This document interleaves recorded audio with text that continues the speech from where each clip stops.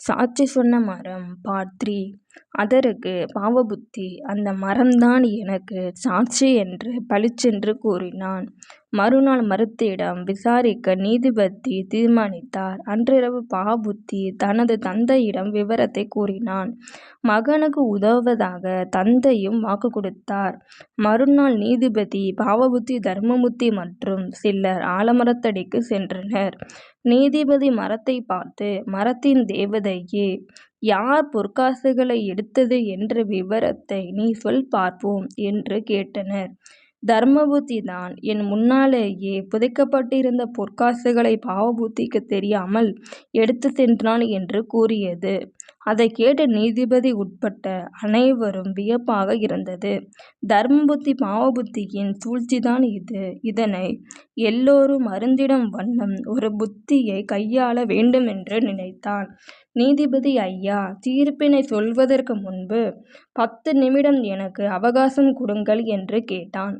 நீதிபதியும் அனுமதி அளித்தார். தர்மபுத்தி மரத்திற்கு அடியில் இருந்த காய்ந்த சறுக்குகளையும் குச்சிகளையும் பொறுக்கி ஆலமரத்தடியின் பொந்துக்கு அருகே நெருப்பினை பற்ற வைத்தான்.